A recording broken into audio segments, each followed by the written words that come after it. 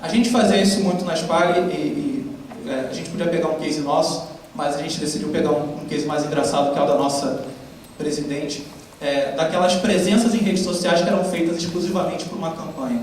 Então, a gente tem aqui a Dilma falando: amigos, muito legal, vocês estão lembrados no Twitter em 2010, logo eu que tive tão pouco tempo para estar com vocês aqui. Vamos conversar mais em 2011.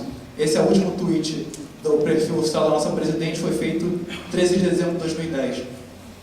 Então, tá claro, era um tweet para a campanha dela. E como aconteceu com a presidente, várias campanhas criaram, tinha aquela noção de que era importante a campanha estar presente em redes sociais, eu ter um perfil lá, era criado o perfil para isso, e quando a campanha acaba, o perfil era deletado, esse legado desaparecia, e a gente vê que isso acontece cada vez menos. A mentalidade da marca não, eu quero ter um perfil oficial meu e minhas campanhas vão servir para fazer ele crescer, para fazer ele se tornar mais relevante.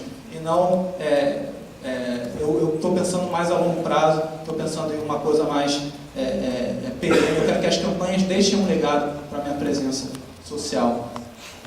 Outra evidência que a gente vê nesse movimento das marcas cada vez mais marcas, cada vez mais cartelas finais de comercial, cada vez mais rodapés de anúncio, colocando lá, vá para o meu Facebook, vá para o meu Twitter, Trident Halls, em 2 milhões de papeizinhos, em vez de colocar o site ali, está colocando o arroba do Twitter e a página do Facebook. Por quê? Porque está na moda, porque o site não tem mais importância. A gente estava num debate ano passado da UOMA e surgiu esse tema: mas espera aí, não é minhas campanhas publicitárias, eu coloco o meu site ou coloco o meu perfil no Facebook? Eu estou fazendo propaganda para mim, para um ambiente que é completamente meu, ou para uma presença minha no Facebook? E foi quase que unanimidade nesse debate que sim, o canal proprietário da marca que deve ser investido é no local onde as pessoas estão, onde elas estão passando a maior parte do dia. Se eu divulgo o meu site, eu tenho que fazer 2 esforços: eu tenho que divulgar o meu site e fazer um esforço extra para comunicar às pessoas que meu site existe. Se eu crio uma presença no lugar onde as pessoas já estão, eu só tenho o trabalho de conseguir contextualizar a minha mensagem na rotina delas e fazer elas interagirem comigo. Então, está claro que para marcas está fazendo mais sentido investir em suas presenças online, nos canais proprietários em redes sociais, e não nos seus sites. A gente está vendo cada vez mais URLs de sites aparecendo de propagandas e de embalagem de produtos, e aparecendo cada vez mais um curta-gente no Facebook. E o último indício qualitativo do crescimento da importância da mídia proprietária é essa afirmação do Peter, que ele é o criador do Angry Birds. Ele disse isso numa palestra em Cannes esse ano. Ele falou o seguinte: cara, a minha marca é a 3ª mais pirateada do mundo, eu quero que ela seja a primeira, porque isso demonstra que minha marca é amada, que ela tem fãs e não consumidores. Então, coisas que antigamente só astros do rock, séries, enfim, cultura em geral, conseguia angariar fãs, as marcas estão começando a trocar, a construir esse link emocional com os consumidores. E aí, experiência nossa também, a gente vê em reuniões que a gente tem com a equipe de halls, por exemplo, eles estão há 5 anos no movimento de tentar construir um elo emocional da marca com o consumidor, porque o elo, eles falam: olha, o nosso elo funcional já é muito claro, a gente é o Drops, que mais vem no Brasil, e o nosso atributo funcional de refrescância já é muito bem assimilado. Mas eu não quero ser só um Drops, eu quero que as pessoas me amem como marca, que elas se relacionem como marca. E aí houve todo um movimento da campanha, da comunicação como um todo de halls para buscar isso. Mas aí, quando se inaugura uma fanpage de halls, quando se inaugura a presença de halls entre nós proprietários, de fato elas começam a cultivar fãs. Assim. Tem pessoas que optam por seguir um Drops, que optam por seguir um chiclete, que optam por seguir um refrigerante e cultivar esse relacionamento diário com elas. Então, as plataformas sociais são esse elo perdido para as marcas conseguirem começar a construir esse elo emocional.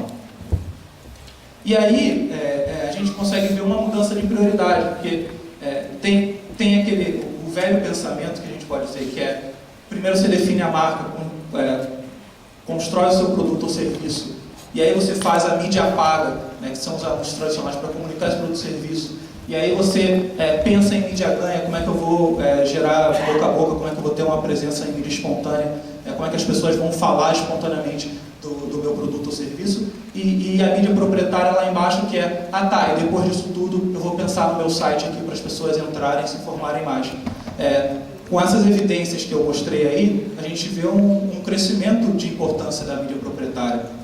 Porque tanto na mídia ganha, ela está sendo pensada para quando a galera falar da minha marca no Twitter, quando eu virar trending top e tudo mais, essa conversa está trazendo um legado para a minha marca. Foi o primeiro exemplo da Dilma, eu não pensar a campanha isolada, mas a campanha sempre alimentando o meu canal proprietário. A mídia ganha também está vivendo em função da mídia proprietária, porque eu faço o meu comercial de TV, mas sem pensar na cartela final, chamar as pessoas para fazer minha mídia proprietária crescer mais ainda. E o caso do Angry Birds, eu falo que a definição de marca, a concepção do produto e serviço, o branding da coisa, está nessa coisa de eu quero ser amado, eu quero criar um relacionamento verdadeiro com meus consumidores, eu quero ter fãs e não consumidores. Então, qualitativamente, ou com esses argumentos, a gente consegue ver o crescimento de importância de mídia proprietária.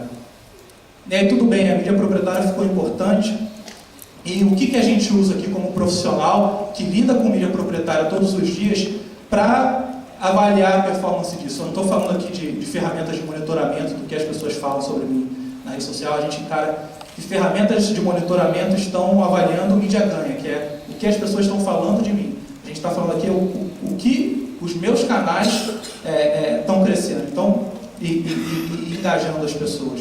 E as ferramentas que a gente tem disponível no mercado hoje, que provavelmente são as mais usadas pelos profissionais aqui que trabalham com isso, a gente tem o Social Bakers, o Wildfire, o Twitter Counter e tinha um ranking de marcas no YouTube que era bem legal. E aí, se a gente olhar para cada uma dessas ferramentas, o Social Bakers, por exemplo, que é o mais usado, é o que é mais usado como referência até na mídia brasileira, quando noticia alguma coisa sobre mídias sociais, a gente vê que ali a gente tem o ranking de marcas do Brasil, hoje atualizado todo dia, só que a gente vê que a primeira marca, entre aspas, é o Corinthians. O Flamengo ali em quarto, Palmeiras, São Paulo, Rio 2016, letras.musica.br, o quanto de ruído tem ali, isso é só no top 20. Eu devo comparar Guaraná Antártica com Corinthians, apesar desse ranking tentar defasado, o Guaraná Antártica acabou de passar Corinthians hoje, é a segunda liderança que o Corinthians perde nessa semana. Mas, enfim, tem muito ruído no ranking do Social Bakers. Eles estão, assim, a gente como Spali usava o ranking do Social Bakers, mas sempre com esse incômodo de, poxa, eu não quero que num ranking ou que para medida de comparação eu compare Halls com Palmeiras. São coisas completamente diferentes. A gente tem um olhar para o que é marca, o que é branding. E aí também o Social Bakers já faz isso, que é separar marca de mídia. Os canais de mídia, ele tem um ranking, por exemplo, para G1, Capricho e tudo mais, mas ele já faz essa separação, mas a separação do Social Bakers já não estava atendendo a gente como agência de juntar no mesmo pacote time de futebol, letras.musica.br, o número 23 é o não salvo, a fanpage do não salvo, no mesmo ranking que a fanpage de Smirnoff, não fazia sentido para a gente. E por fim, o Social Bakers só mede Facebook. E marcas que têm estratégias diversas, que combinam Twitter, Facebook e YouTube, que são as três principais redes utilizadas por marca. Eu vou olhar só para um ranking, a gente também estava buscando uma solução combinada que desse um panorama para poder analisar e comparar. Se uma marca tomou como decisão investir forte no Twitter e ela não aparece aqui, eu queria criar um ranking que ela aparecesse também. Então, equalizar e juntar essas três redes, essas três plataformas num número só. Se a gente olhar rapidamente para o Wildfire, também é muito utilizado, mas Target, que é uma das 10 marcas com maior presença em redes sociais no Brasil, não é monitorado. Eles não têm dados disponíveis sobre o Target. Então, tinha essas lacunas que também incomodavam a gente muito como agência. Se a gente olhar para o Twitter Counter, eles têm uma falha que eles não acompanham o crescimento, principalmente quando o crescimento está muito alto de uma marca, eles não acompanham o crescimento dia a dia. Então a gente vê, por exemplo, Coca-Cola teve um crescimento explosivo, o Coca-Cola BR, quando eles lançaram, eles extrapolaram o dado e fizeram um crescimento linear. E aí, para a gente, como agência, quando a gente quer fazer uma análise diária do que a gente fez e deu resultado naquele dia, a gente não conseguia usar essa ferramenta de mensuração do Twitter para saber que dia que bombou. Se eu fosse olhar ali para o dia 27, está uma curva linear e não está me mostrando exatamente o que aconteceu, mas sim uma projeção. E o YouTube, ele tinha um ranking de canais de patrocinadores bem bacana, ele elencava ali quais eram as marcas que tinham os brand channels com mais assinantes, quais eram as marcas que tinham os brand channels com mais views, mas há uns 5 meses atrás esse ranking desapareceu. Primeiro eles esconderam o link e agora em nenhum lugar do YouTube você consegue encontrar o ranking de canais de patrocinadores. Então era uma ferramenta que a gente também usava na Espalhe e da noite para o dia a gente se viu sem poder usar isso. E aí, o que a gente resolveu? A gente resolveu se mexer. A gente tem a área de tecnologia com o nosso glorioso Fábio, o @Spicy. Menina está solteiro, tá? E o que a gente precisava? A gente precisava, o conceito mundial é Extracted Software, que a gente tinha uma necessidade como usuário, mas não tinha uma solução que atendia a gente, então a gente resolveu criar a nossa própria solução com a nossa equipe de tecnologia lá. E isso que faz o Extracted Software ser tão bacana, que ele é um graveto que a gente cria para coçar as nossas próprias costas. O Lucas falou disso, que bacana, é uma visão de agência que está aí há 8 anos no mercado, administrando grandes canais, do que deve ser monitorado, do que deve ser contado e de que dados devem ser expostos, e não uma visão de uma empresa de software que pensou numa solução que talvez agências gostassem. E aí, os pontos que a gente tinha que atender era isso, unificar as 3 principais redes, a gente queria um ranking só, um número só, fazer análise de estratégias em YouTube, Facebook e Twitter. A gente precisava de uma curadoria nacional, de pessoas que estão aqui no mercado brasileiro acompanhando todos os movimentos e pensando nesses movimentos, uma visão que facilitasse a análise. Vou só dar um exemplo. A Audi tinha o canal oficial dela no YouTube, ela tinha o @oficial dela no Twitter, e no Facebook ela não tinha um perfil oficial, era o perfil do Audi A1. Quando a gente começou a montar essa ferramenta de acompanhamento dos canais proprietários e incluiu a Audi, a gente colocou Audi no Twitter, Audi no YouTube e Audi A1 no Facebook. Essa semana a Audi criou a sua página oficial no Facebook. Então, no mesmo dia, em cima do lance, a gente conseguiu, pela nossa equipe, ver que esse movimento tinha acontecido. A gente já atualizou e agora a Audi está ali com a perna manca, que era o Audi A1, que não fazia muito sentido na estratégia da Audi. Agora a Audi é o canal oficial no YouTube, o Twitter oficial e a fanpage oficial da Audi institucional. E a gente pegou o Audi A1, que era uma fanpage, e criou uma entidade só para a Audi A1. Isso é muito comum em mercado automobilístico. A Fiat, por exemplo, tem uma fanpage só para o Fiat 500. Em algumas estratégias faz sentido eu não ter uma marca, abrigar todos os meus produtos embaixo do meu canal proprietário da marca. O terceiro ponto, a gente precisava medir engajamento. Quando a gente começou a trabalhar nisso há 5 meses atrás, o Social Bakers ainda não tinha a medida de engajamento dele, eles não liberavam isso no mercado, eles passaram a liberar isso tem cerca de 3 semanas. E aí, quando a gente construiu isso pensando em engajamento, agora a gente vê que o nosso racional é bem parecido com o do Social Bakers e os números baixos, e a gente precisava de indicadores mais assertivos, assim, da nossa necessidade operacional, de em vez de ver 50 números, ver só aqueles números que importam para a tomada de decisão. E aí, em cima dessas necessidades, a gente criou essa metodologia. A gente criou uma ponderação que faz uma média ponderada de fãs no Facebook, seguidores no Twitter e assinantes do YouTube. Para cada um desses, a gente atribui um peso e chega num número único. A gente criou um sistema de indexação que é em cima de uma carteira imaginária. Ele é bem inspirado em índices de bolsa de valores. O índice Bovespa, por exemplo, ele quando a gente fala que o índice Bovespa, a Bolsa subiu 15% esse mês, não é a Bolsa como um todo, é na verdade uma carteira de ações, uma carteira imaginária de ações das empresas mais representativas dentro da Bovespa. Então a gente criou essa mesma visão que eu quero ver quais são as marcas que são representativas na social media do Brasil e acompanhar elas, porque a gente está vendo muitas marcas começarem a entrar nisso, muitas marcas que já tinham entrado abandonando seus perfis. Então, se a gente incluísse todo esse bolo para medir e avaliar a performance do mercado como um todo, a gente já está contaminando os dados. Então, a gente olha só para as principais empresas. E como é que é esse corte?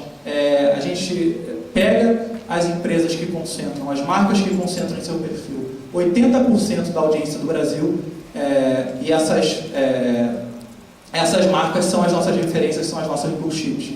Então, as marcas que concentram 80% da audiência são olhadas, a gente descarta os 20% que são a rabeira da cauda lá, que está crescendo 5.000%, porque tinha 5 fãs e foi para 300. Então, a gente descarta isso e olha só para empresas que têm claramente uma estratégia e claramente uma equipe trabalhando nisso. Para vocês terem uma ideia, hoje no Brasil 60 marcas concentram 80% da audiência, das 300 e poucas que a gente monitora. A gente vai falar mais sobre isso na segunda parte. Wagner, só para deixar uma coisa clara, na verdade a gente olha para todas as marcas, e todas as marcas estão disponíveis ali, mas esse 80% de volume, que ele chamou de blue chips, são a nossa referência para medir performance. Então, se está todo mundo crescendo, mas eu estou crescendo na mesma velocidade dessas marcas que estão apostando, que estão fazendo um trabalho bom, um investimento forte aí, ou eu estou crescendo menos? Enfim, estou engajando mais ou estou engajando menos? Então, a gente tem um parâmetro bem saudável ali para comparar, mas todas as marcas são monitoradas. Exatamente isso, é a noção de crescimento real e engajamento real, porque eu posso olhar para um relatório e falar, olha que beleza, eu cresci 5% minha base de fãs no Facebook essa semana, mas eu, como marca, é muito difícil eu perder fãs ou perder seguidores no Twitter num grau que consiga, numa velocidade que seja maior a minha velocidade de aquisição. Mas aqui a gente consegue ver que marcas, apesar de estarem crescendo sua base de fãs, estão perdendo ponto nessa régua de indexação que a gente criou. A gente criou uma régua que ela vai de 1000 até 0. E aí 1000, quem tem 1000 pontos? É a marca que mais concentra audiência no Brasil hoje. E quem tem 0 pontos? É a última marca da lista que compõe 80%. Então, essa régua mede o primeiro do ranking, o último que está dentro do grupo das blue chips, dos 80%, e abaixo desse grupo está todo mundo negativo, mas o negativo dá uma noção do quão distante eu estou de entrar nesse grupo de elite. Agora a gente tem um vídeo que vai resumir em 1 minuto e meio todo esse racional que eu expliquei aqui. É o vídeo de apresentação oficial do que a gente fez, e logo depois do vídeo o Carbonell vai entrar com uma análise numérica, um estudo que a gente fez em cima dessa ferramenta que a gente tem, que dá aí dados quantitativos do mercado de mídia social no Brasil. Como medir o desempenho da sua marca nas redes sociais? Ter 5.000 fãs no Facebook é bom ou ruim? Quantos seguidores no Twitter significam sucesso? 10.000? 100.000? 1 milhão?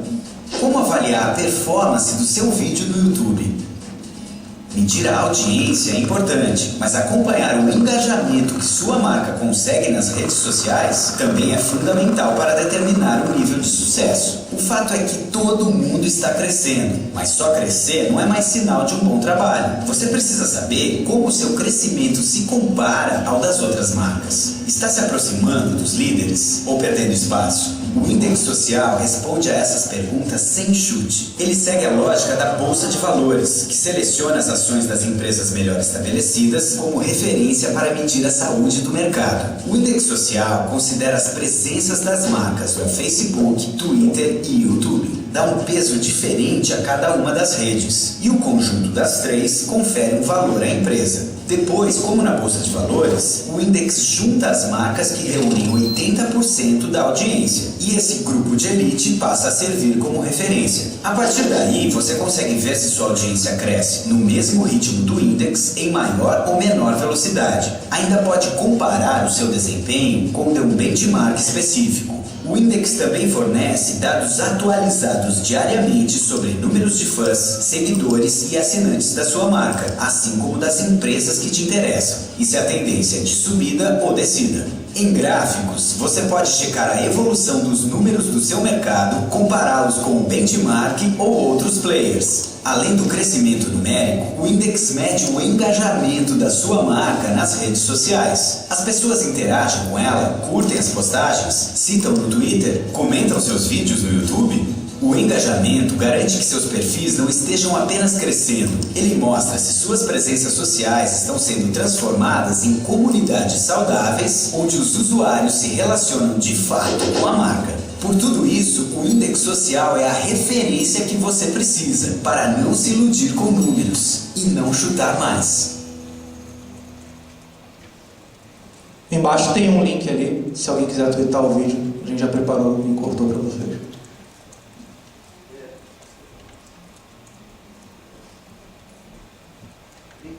O link está ali no cantinho, se quiser pegar o vídeo. E como tem muitos slides com dados, vocês vão ver que em alguns slides com dados também tem um link embaixo. Se você quiser twittar aquela imagem, tem um link embaixo. Bom, boa tarde a todos. Eu sou o Carbonel, sou gerente de redes sociais da Spire. E o que eu vou fazer aqui, se funcionar, o que eu vou fazer aqui é olhar um pouco o que a gente estava olhando no Index, que a gente vem olhando no dia a dia. A gente começou esse projeto em abril e a gente começou a olhar essas marcas todas e começou a ter alguns insights dessas marcas. Então, o que a gente vai olhar aqui é um pouco disso que a gente vem aprendendo nesses últimos 5 meses. Então, em abril, o que a gente vê é que as marcas todas, eram 177 marcas, a gente monitorava e a maior parte delas, a maior parte da audiência delas estava no Twitter. Então, se a gente for olhar ali, a maior parte da audiência estava no Twitter, 54%. Tinha uma grande parte já nessa ocasião, mas ainda menor do que no Twitter, que estava no Facebook e YouTube. E aí o que a gente considera audiência é assinante. Isso já mostra um caminho meio equivocado das empresas. Não tem foco em assinantes no YouTube. E aí o que a gente vê hoje em dia?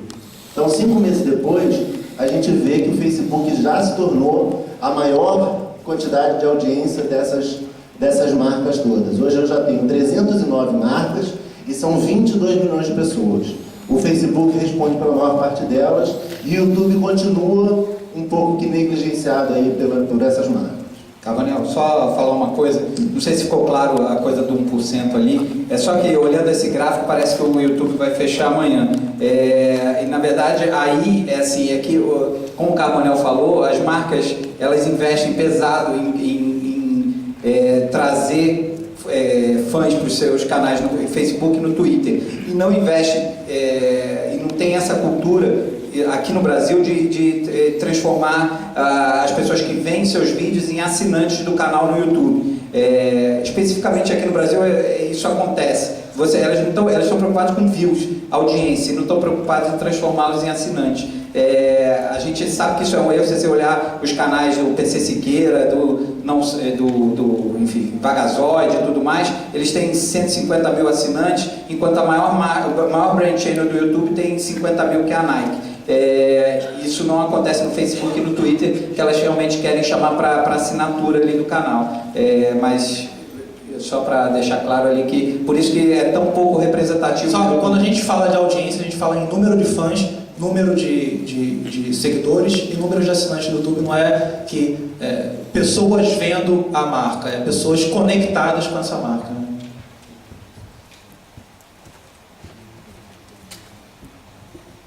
Então, se a gente for pegar aí a primeira tweetada do dia, o resumo é esse, né? A plataforma hoje, a preferida das marcas é o Facebook, tem 68% aí de toda a audiência, né? Contando fãs, seguidores e assinantes, e é o que mais as marcas estão querendo. Se eu for olhar o crescimento dessas plataformas, então eu subi lá de 7,9 milhões para 22 milhões agora, em 5 meses a gente teve um crescimento muito grande. E se a gente for olhar o grande crescimento disso, está acontecendo no Facebook, né, que subiu de 3,7 milhões de fãs, e hoje as marcas estão com 15 milhões de fãs, totalizando todas essas marcas. E aí o YouTube a gente vê que é bem baixinho e as marcas ainda não estão sabendo trabalhar bem no YouTube. Então hoje as marcas estão conectadas com 22 milhões de pessoas, num crescimento de 182%.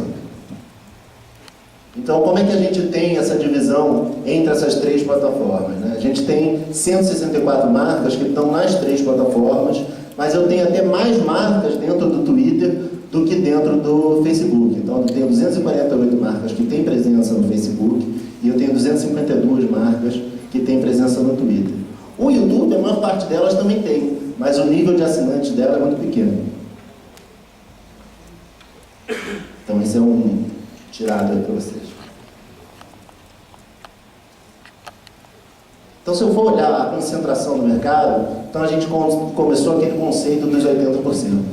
Então se eu for pegar, eu tenho hoje 60 marcas que fazem esses 80% no total e a distribuição delas em cada uma das plataformas. Essa distribuição é em torno aí de 16% para cada uma das 3 plataformas. Então, menos de 20% das marcas, ou seja, 60 marcas hoje em dia, concentram 80% de toda a audiência, usando aí a regra de Pareto. Um outro dado interessante aqui é que isso está desconcentrando. Então, em abril a gente tinha 30 marcas fazendo 80% da audiência toda e hoje eu já tenho 60 marcas. Então, tem mais gente brigando nesse jogo. Só para deixar isso um pouco mais quente, esse gráfico, assim, para mim é surpreendente, assim, a sensação que a gente tem é que está todo mundo nas redes sociais, todas as marcas, enfim, e 80% da audiência conectada a marcas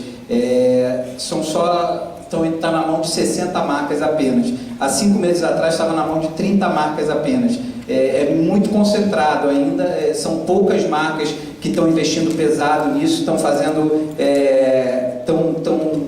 investindo mesmo para ter uma abrangência nas redes sociais. Mas pelo que a gente vê por esse gráfico, a tendência é descentralizar isso e ter 80% da audiência vai estar cada vez em mais marcas, enfim. É isso aí. Se a gente for ver essa descentralização, ela acontece muito mais forte no Facebook, né? Eram 20 marcas no começo do ano que concentravam 80% da audiência das marcas no Facebook, hoje são 50 no Facebook. No Twitter é um pouquinho menos essa desconcentração, ela subiu de 24 para 41. E no YouTube subiu de 20 para 33, também é mais lenta essa desconcentração. Se a gente for olhar aí, o Facebook é a plataforma que está mais desconcentrada, né? Está desconcentrando mais rápido. Se a gente for olhar todas essas 300 marcas, eu tenho vários segmentos dela. A gente se inspirou aqui, a gente se inspirou dentro da segmentação do próprio meio mensagem. Não é exatamente a mesma segmentação, mas é bem inspirada nele. Então, se a gente for olhar, a maior quantidade de marcas está dentro do segmento de alimentação e depois, na sequência, no de comércio. Bebida vem logo seguido e veículos. Mas isso é quantidade de marcas. Quantos fãs essas marcas têm? Então, alimentação, e-commerce, bebidas são responsáveis por 58%, mas quantos fãs essas marcas têm? Então, no total de usuários, vê que essa pirâmide é bem diferente. Essa pirâmide está muito mais concentrada em comércio, né? Em telecomunicações, a gente sabe aqui do efeito da Claro, com o Claro Ronaldo, e em bebidas alcoólicas, que também tem um grande número aqui. Então, o que a gente tira disso é que as marcas de e-commerce, telecom e bebidas alcoólicas são as maiores concentradoras aí de fãs e seguidores e consumidores. Se eu olhar a média de usuários por marca, não o total, mas a média por marca também muda essa pirâmide. Então a gente vai ver aqui telecomunicações muito forte, puxando isso exatamente por causa do Claro Ronaldo. Na sequência a gente vê a aviação, que trabalha muito bem em e-commerce, e o próprio segmento de e-commerce, muito bem em média de usuários por marca.